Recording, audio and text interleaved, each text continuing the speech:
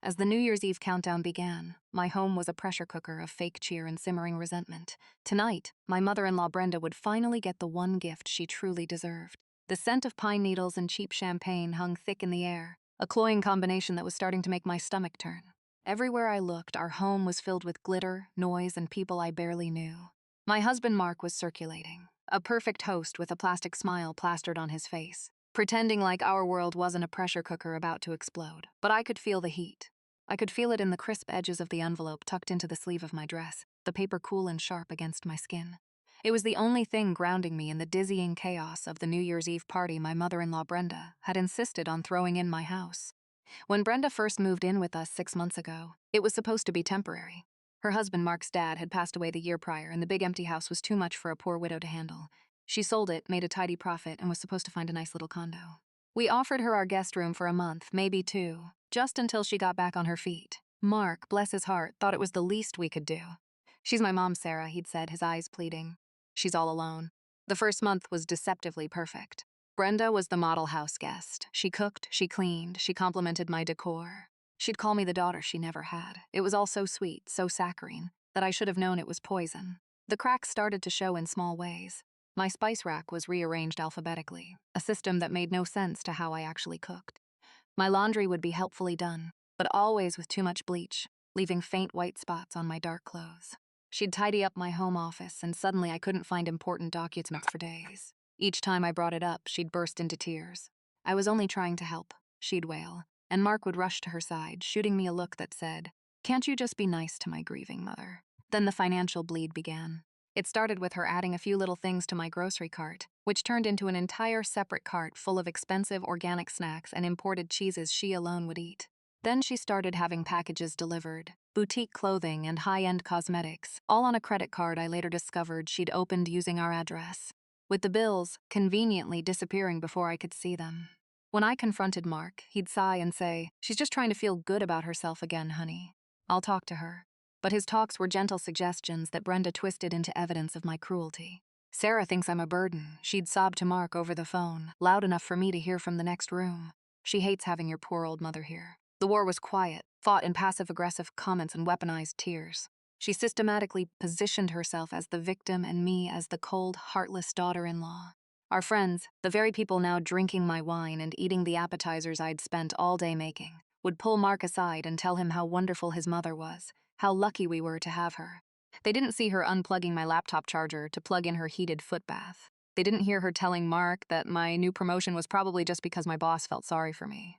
They didn't know that she was a black hole of need and entitlement, slowly sucking the light and life out of our home and our marriage.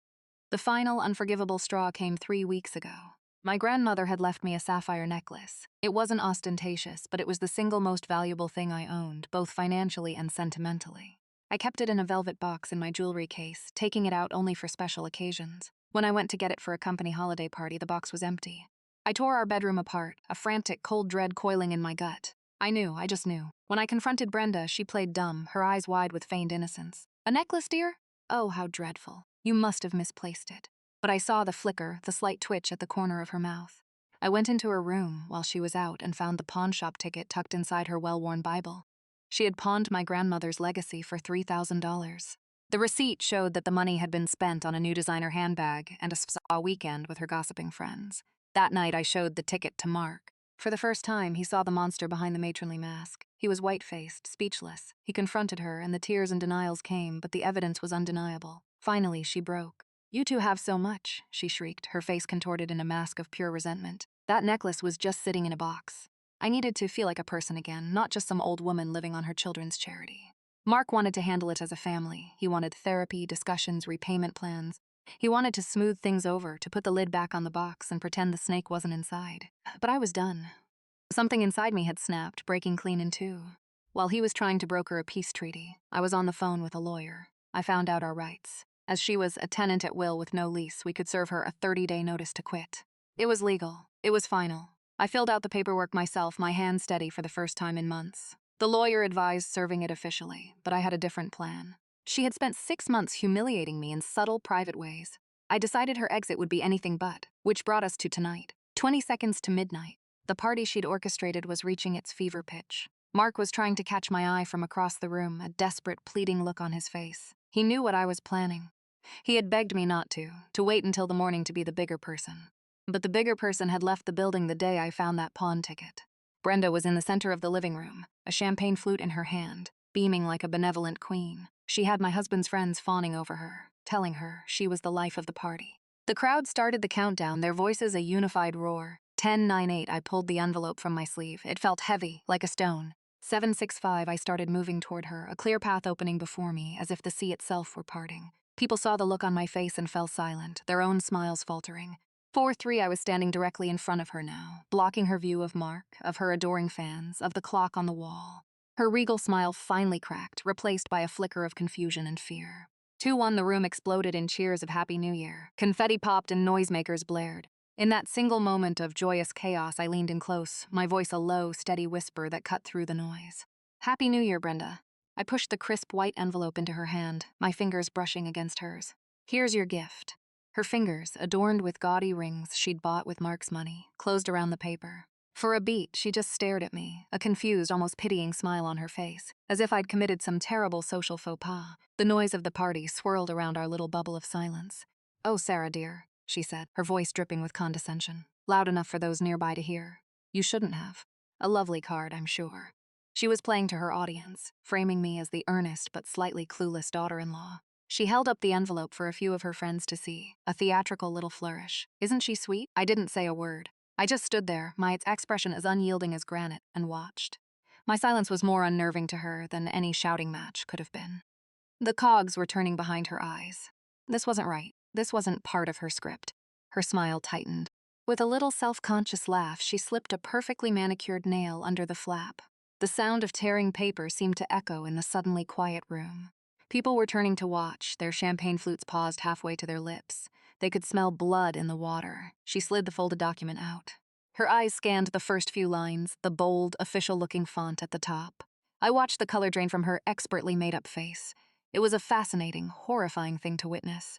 The mask of the charming, witty matriarch didn't just slip, it shattered, falling away to reveal the raw, ugly truth of the woman beneath. Her mouth fell open, a perfect O of disbelief. Her hand began to tremble, the paper rattling softly. She read it again, then a third time, as if the words would change if she just stared at them hard enough. Notice to quit, it said. Legal binding final. What is this? She finally whispered, her voice a dry rasp. All the theatricality was gone. This was for me, and me alone. It's exactly what it looks like, I replied, my own voice even and low. You have 30 days to vacate the premises. It's a legal eviction notice, Brenda. Consider yourself served. The whisper caught, and then erupted into a full-blown shriek. Eviction, the word ripped through the party atmosphere, silencing the last of the background chatter. Every single eye was on us. You're evicting me? She turned, her face a mask of outrage, looking for her son. Mark, did you know about this? Your wife is throwing your grieving mother out onto the street. This was the moment of truth. Every fight, every argument, every tearful manipulation of the last 6 months had led to this. I saw Mark weaving his way through the frozen crowd, his face pale and grim. Brenda's eyes lit up with hope. Her protector was coming. He would fix this. He would put his ungrateful wife back in her place and comfort his poor, victimized mother.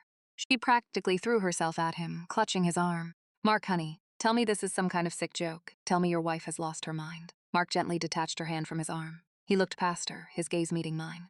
In his eyes I saw exhaustion and regret, but also a flicker of the man I had married, a man of integrity. He turned back to his mother, and his voice was quiet, but carried in the dead silence of the room.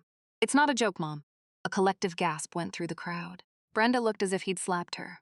We can't do this anymore, he continued, his voice gaining strength. This is our home. Sarah is my wife. The stealing, the lies, it has to stop. I'm sorry it came to this, but you were given a choice.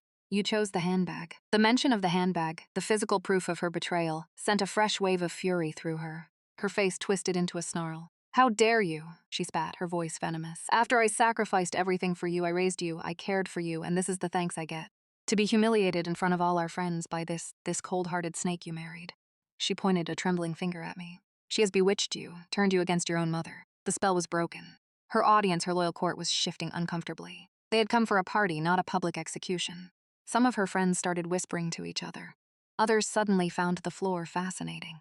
They had seen the victim act for months, but seeing this raw, unhinged rage was something else entirely. They were seeing what I saw every single day. Brenda sensed she was losing the room. The fury evaporated as quickly as it had appeared, replaced by the familiar, desperate performance of the martyr. Her shoulders slumped. A single perfect tear traced a path through her foundation. Her voice broke into a pathetic sob. I can't believe this, my own son. She clutched her chest, her breathing suddenly becoming ragged and shallow. My heart. Oh, my heart. Her eyes rolled back in her head. Her body went limp, and she started to crumple toward the floor. Mark lunged forward to catch her, but he wasn't fast enough. She hit the hardwood with a sickening thud, her champagne flute shattering beside her. Chaos erupted. Someone screamed. Her friend Carol rushed forward yelling, "She has a heart condition. Somebody call 911. The next 10 minutes were a blur of panicked voices and flashing lights. While Mark and Carol fussed over Brenda's prone form on the floor, I stood rooted to the spot, a cold, detached observer. My heart was pounding, but not with fear or concern. It was pounding with a chilling certainty. A heart condition? This was the first I'd ever heard of it. In 6 months of living under my roof, Brenda had complained about everything, from phantom gluten allergies to the tragic thinning of her hair, but never once had a heart condition been mentioned. It was another performance, a desperate, last-ditch effort to seize control of the narrative. Her grand finale. Mark was frantically on the phone with the 911 operator, his voice tight with panic. Yes, my mother, she collapsed. I think it might be a heart attack. People were scurrying out of the house, their New Year's cheer evaporating into awkward goodbyes and worried glances back at the scene. They didn't want to be witnesses to this family implosion. The party was officially over. The paramedics arrived with stunning speed, their heavy boots thudding on the hardwood floors I'd polished just that morning. They were professional and efficient, a whirlwind of blue uniforms and medical equipment that descended upon the living room. They hooked Brenda up to monitors, her eyes still closed, a faint, pained moan escaping her lips every so often. I watched them work, my arms crossed over my chest. The eviction notice lay on the floor near the shattered glass, a forgotten casualty in the unfolding drama. One of the paramedics, a woman with kind, tired eyes, looked up at me. Are you family? I'm her daughter-in-law, I said, my voice flat. Do you know if she has any pre-existing conditions? High blood pressure? Angina? Not that she's ever mentioned to me, I said truthfully. Carol, who was hovering nearby, shot me a venomous look. She keeps it private. She doesn't like to be a burden, Carol hissed, loud enough for the paramedic to hear. Her doctor's name is Dr. Albright. She's been seeing him for years about her arrhythmia. The paramedic nodded, making a note. Mark finished his call and rushed back to the scene. They're taking her to St. Mary's, he said to me, his face ashen. I'm going with her. You should clean up here. The command, the casual assumption that I would be left to clean up the wreckage of her latest explosion, stung more than he could ever know. But I just nodded. Arguing now was pointless. They loaded Brenda onto a gurney. Just before they wheeled her out, her eyelids fluttered open. Her gaze found mine across the room. There was no pain, no confusion. There was only pure triumphant malice. A faint, almost imperceptible smirk played on her lips before her eyes rolled shut again. She knew she had won this round. She had turned my moment of victory into a public spectacle of her victimhood, and she'd done it flawlessly. After the ambulance pulled away, its sirens wailing into the first few minutes of the new year, an oppressive silence fell over the house.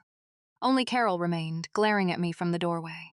I hope you're happy, Sarah, she said, her voice dripping with poison. You could have killed her. Then she turned and left, slamming the door behind her. I was alone. The house was a disaster zone of half-eaten food, spilled drinks, and deflating balloons. In the center of it all was a small puddle of champagne and the glittering shards of a broken flute. I slowly walked over and picked up the eviction notice. The corner was damp and slightly smudged, but the words were still clear. 30 days, the clock was ticking. I spent the next 2 hours cleaning. I worked with a methodical fury, scrubbing away every last trace of Brenda and her party. It felt symbolic, like I was reclaiming my territory, sanitizing my home of her toxic presence. Around 3 a.m., my phone rang. It was Mark. She's stable, he said, his voice thick with exhaustion. They're keeping her overnight for observation. They said her EKG was a little irregular, but no signs of a heart attack. They think it was a syncopal episode, probably brought on by stress. A fainting spell. I almost laughed.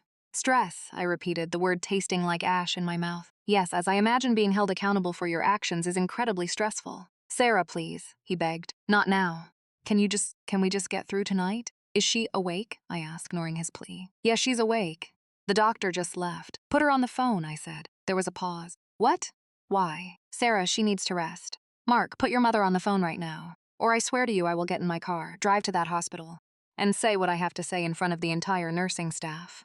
Your choice. I heard a muffled exchange, then Brenda's weak, reedy voice came on the line. Sarah, what do you want? I took a deep breath. Just wanted to let you know, Brenda, that the show was very convincing, a masterful performance. But the clock is still ticking. Heart palpitations or not, you have 29 days left. And I've already called a locksmith. The locks will be changed tomorrow morning. Mark can bring you your things, but you are not stepping foot in this house again. A sharp intake of breath on the other end, followed by a sound that wasn't a sob or a gasp, but something uglier. It was the sound of pure, undiluted rage. You will regret this, she hissed, the frail patient act gone completely. You have no idea what you've just done. Before I could respond, the line went dead. I stared at my phone, a cold knot tightening in my stomach. Her threat hadn't sounded like the empty words of a cornered woman. It sounded like a promise. I looked around my spotless, silent house. I had won the battle, but her final words made me feel, for the first time, that I had just started a war I had no idea how to win. The next few days were a tense and surreal ceasefire. True to my word, the locksmith came on New Year's Day. The smooth, metallic click of the new bolt sliding into place was the most satisfying sound I'd ever heard. Mark came home late that afternoon, looking like a man who had been through a war. His shoulders were slumped, and his face was etched with a deep, weary sadness. He didn't argue about the locks. He just nodded, dropped his keys on the counter, and accepted the new one I held out for him. He told me Brenda had been discharged. Her friend Carol had picked her up and taken her to her own house until she could figure things out. The hospital had officially diagnosed her with vasovagal syncope, a fancy term for fainting due to an emotional trigger. The irregular EKG was chalked up to a benign arrhythmia she'd apparently had for years, but never bothered to mention. The entire event had been, just as I suspected, a manufactured medical drama. She refuses to speak to me, Mark said, staring into a mug of coffee as if it held the answers to the universe. Carol is acting as her gatekeeper. She calls me every few hours to tell me what a monster you are, and how Brenda is too fragile to even hear your name. Good, I said, perhaps a little too coldly. The less we hear from either of them, the better. Mark flinched. Sarah, she's still my mother, and I'm still your wife. I shot back, my voice sharper than I intended. She pawned my grandmother's necklace, Mark. She faked a heart attack to humiliate me in my own home. At what point does she's my mother stop being a valid excuse for her behavior? He had no answer for that. We existed in a state of fragile peace, tiptoeing around the crater Brenda had left in our marriage. We went to work, we ate dinner in near silence. We went to bed with a canyon of unspoken resentment between us. He was caught between his duty as a son and his loyalty as a husband, and the conflict was tearing him apart. I, on the other hand, felt a lightness I hadn't realized was missing. For the first time in 6 months, I could walk into my own kitchen without bracing for a passive-aggressive comment. I could leave my laptop on the table without worrying it would be tidied up into oblivion. The house was quiet. It was mine again. A week later, the first shot in Brenda's new war was fired. I received a certified letter in the mail. My hands were trembling slightly as I signed for it. It was from a law firm I didn't recognize. Inside was a cease and desist letter packed with legal jargon. It accused me of harassment, elder abuse, and the intentional infliction of emotional distress. It demanded I retract the eviction, issue a formal apology, and allow Brenda to return to the home to continue her convalescence. It was utterly baseless, a work of pure fiction. But seeing it all laid out in terrifyingly official language made my blood run cold. It was signed by a lawyer named Arthur Vance. I called Mark at work, my voice shaking with rage. "She's suing us." She got a lawyer. He was silent for a long moment. I got a call from an uncle I haven't spoken to in 15 years, he said, his voice strained. My cousin called my sister. Brenda is systematically calling every relative we have, telling them you physically assaulted her and threw her out into the cold on New Year's Eve. She's painting a picture of you as a violent, abusive monster. The sheer audacity of it left me breathless. This wasn't just about the house anymore. This was a scorched earth campaign designed to destroy my reputation, to isolate us, to turn our own family against us. Brenda wasn't just trying to get her room back. She was trying to burn my entire life to the ground. That night I didn't sleep. I sat at my laptop, fueled by fury and coffee, and I started digging. I looked up Arthur Vance. He wasn't some high-powered attorney. He was a small-time lawyer specializing in personal injury and landlord-tenant disputes. His website was littered with testimonials from wrongfully evicted tenants. My stomach clenched. Brenda had found the perfect legal mercenary. Then, on a hunch, I started digging into Brenda's finances. I knew the name of the bank where she'd opened the secret credit card. It was a long shot, but after hours of searching through public records databases, I found something. It wasn't about the credit card. It was a lien. A massive 5-year-old tax lien from the IRS against her and my late father-in-law for over $100,000. My mind raced. When my father-in-law had died, Brenda had inherited everything. The house, the savings, the investments. She had always portrayed herself as a comfortable, if not wealthy, widow. But a lien that large, that meant they had been in serious financial trouble for years. I kept digging, pulling property records. She had told us she'd sold her old house for a tidy profit. The records showed she'd sold it. Yes, but it was a short sale for far less than it was worth. Barely enough to cover the mortgage. There was no profit. There was nothing. The entire story she had spun for us, the big, empty house being too much for her, was a lie. She hadn't moved in with us for emotional support. She had moved in because she was completely broke. The designer clothes, the spa days, the expensive groceries. She was using Mark's generosity and my money to maintain the illusion of the life she'd lost. My grandmother's necklace hadn't just been for a handbag. It had been a desperate infusion of cash for a woman drowning in debt. I felt a dizzying wave of clarity. This wasn't just a toxic mother-in-law. This was a con artist, a desperate, skilled manipulator who had been playing us from the very beginning. The legal threats, the smear campaign, it was all the desperate flailing of a cornered animal terrified of having her secrets exposed. The next morning, I called Arthur Vance. His secretary put me on hold, but I was relentless. Finally, he picked up, his voice smooth and condescending. "Ms. Evans, to what do I owe the pleasure? Have you reconsidered my client's very reasonable requests?" "I'm not calling to reconsider," I said, my voice like ice. "I'm calling to inform you that you are representing a client who is engaged in a pattern of financial fraud against my husband and me. And I'm also looking at a federal tax lien against her for a rather significant amount of money.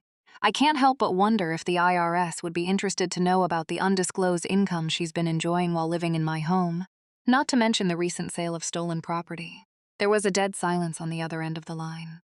The smooth, confident mask dropped. I could hear the faint sound of him breathing. He was blindsided. He had taken the case of a poor, abused old woman, and I had just handed him a ticking time bomb of tax fraud and theft. "I think," I said, pressing my advantage, "that you and I both know this cease and desist letter is garbage. So, here's what's going to happen. You are going to drop this case. Your client will cease all contact and defamatory statements. And in 22 days, if her belongings are not out of my guest room, I will have them put in storage at her expense. Am I making myself clear?" He cleared his throat, his voice now strained and uncertain. I will have to confer with my client." "You do that," I said, and hung up. I felt a surge of adrenaline. I had her. The truth was my weapon, and I had just fired a shot right at the heart of her deception. For the next 2 days, there was silence. No calls from Carol, no angry emails from distant cousins. It was an eerie, unsettling quiet. On the third day, a plain brown box arrived on our doorstep. There was no return address. I took it inside and opened it on the kitchen counter. It was a shoebox. Inside, nestled on a bed of tissue paper, was my grandmother's sapphire necklace. There was no note, no apology, just the necklace, returned as silently as it was taken. But underneath it, tucked into the corner of the box, was a small folded piece of paper. It wasn't a note. It was a photograph, a faded Polaroid from years ago. It was a picture of Mark, looking no older than 10, standing on a beach with a woman I didn't recognize. And on the back, in Brenda's spidery handwriting, were 2 words, "Ask him." I stared at the photograph, the glossy square of paper feeling impossibly heavy in my hand. The boy was unmistakably Mark, the same wide-set eyes, the same goofy grin, a gap where a front tooth should be. The woman beside him was young and beautiful, with long, dark hair whipping in the sea breeze. She had her arm around his small shoulders, and they were both laughing, caught in a moment of pure, unadulterated joy. It wasn't Brenda. The casual intimacy of the photo, the way Mark was leaning into her, spoke of a deep and familiar bond. "Ask him." The words were a poisoned dart, aimed not at me this time, but at the very foundation of my marriage. When Mark came home that evening, I didn't say anything at first. I let him get a drink, unwind from his day. I watched him, this man I thought I knew better than myself, and felt a chasm opening between us. Brenda hadn't just returned the necklace. She'd planted a landmine. She knew I'd find Elena. She knew I would corner her. This was her contingency plan, her nuclear option. She couldn't win the war for the house, so she was going to try to win the war for her son by destroying his relationship with me. Finally, I couldn't bear the silence any longer. I walked over to the kitchen counter, picked up the photograph, and placed it in front of him. "I got a package today," I said, my voice unnervingly calm. This was inside. Mark's eyes fell on the photo, and his reaction was immediate and visceral. All the color drained from his face. He looked like he'd been punched in the gut. He reached out a trembling hand and picked it up, his thumb tracing the woman's smiling face. "Where did you get this?" he whispered, his voice hoarse. "It came with the necklace. Your mother sent it." The back says, "Ask him." My eyes were locked on his, searching, demanding. "So I'm asking you, Mark, who is she?" He sank into a kitchen chair, the photo still clutched in his hand. He stared at it for a long, agonizing minute before he finally looked up at me, his eyes shining with unshed tears. "Her name was Elena," he said, his voice barely audible. "She was my mother. My real mother." The world seemed to tilt on its axis. I gripped the back of a chair to steady myself. "What are you talking about? Brenda is your mother." "No," he said, shaking his head slowly. "Brenda is my stepmother, Elena. She died when I was 10. It was a car accident. My dad was devastated. He met Brenda about a year later. She was a widow, too, or so she said. They got married very quickly. From the moment she moved in, it was like Elena ceased to exist. Brenda packed up all her pictures, all her clothes. She told me it was too painful for Dad to see them. She told me I should call her mom to help him heal. I was a kid, I was grieving. I did what I was told. The pieces started to click into place, forming a picture more monstrous than I could have imagined. Brenda hadn't just married Mark's father, she had systematically erased his first wife. She hadn't just become a stepmother, she had stolen a dead woman's life, her home, her son. She always hated any mention of Elena, Mark continued, his voice thick with a lifetime of repressed grief. If I ever brought her up, Brenda would have a meltdown, accuse me of not loving her, of trying to hurt her. My dad, he just went along with it. He couldn't handle the pain, so he let Brenda build this new reality around them. Over the years, it just became the truth. Brenda was mom. It was easier than fighting. Her jealousy, her possessiveness, her pathological need to be the center of Mark's world, it all made a horrifying kind of sense now. I wasn't just a daughter-in-law threatening her control. I was the latest in a long line of threats to the false identity she had so carefully constructed. Elena was the ghost she'd been fighting for 30 years, and I was the living embodiment of a woman who had Mark's love, something she'd only ever been able to demand, never truly earn. The pawn necklace wasn't just about money. It was about erasing another piece of a woman's legacy that had been passed down to me. I knelt in front of Mark, my anger at Brenda momentarily eclipsed by a wave of sorrow for the little boy in the photograph. I took his hand. "Why didn't you ever tell me?" "Shame, I guess," he admitted, his voice cracking. It felt like a betrayal to Elena's memory to let her be forgotten, and a betrayal to my dad to bring it all up again. Brenda made it so toxic, so I just buried it. "I'm so sorry, Sarah." "You have nothing to be sorry for," I said, my voice firm. "She did this to you. She did this to us." That photograph was meant to be a wedge to make me see Mark as a liar who had hidden a fundamental part of himself from me. But Brenda, in her infinite malice, had miscalculated. She didn't understand that our marriage was built on something stronger than her lies. Seeing Mark's pain, understanding the lifetime of manipulation he had endured, didn't push me away. It brought me closer. It solidified my resolve. This wasn't just about a guest room anymore. This was about liberating my husband from a 30-year emotional prison. The next day, Mark and I went to Carol's house, not to fight, not to argue, we went together. When Carol opened the door, her face set in a familiar scowl. She was shocked to see Mark standing beside me, his hand holding mine. "Brenda," Mark called out, his voice clear and strong, leaving no room for argument, "we need to talk." Brenda appeared behind Carol, looking pale and withered. The fight seemed to have gone out of her. She saw us standing together, a united front, and her shoulders slumped in defeat. We didn't go inside. We stood on the porch, the crisp winter air a welcome antidote to the years of toxic secrets. "It's over, Brenda," Mark said, his voice devoid of anger, filled only with a profound and weary finality. "The lies are over. I know who you are. I know what you did, and I know who Elena was. She was my mother." At the mention of her name, a flicker of the old rage sparked in Brenda's eyes, but it died just as quickly. There was nowhere left for her to run. The lie she had built her entire life on had crumbled.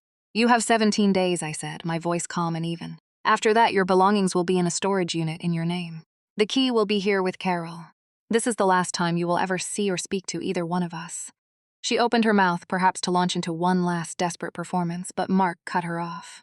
"Goodbye, Brenda." And with that, we turned and walked away. We didn't look back. We walked back to our car, got in and drove away, leaving 30 years of lies and manipulation on that doorstep.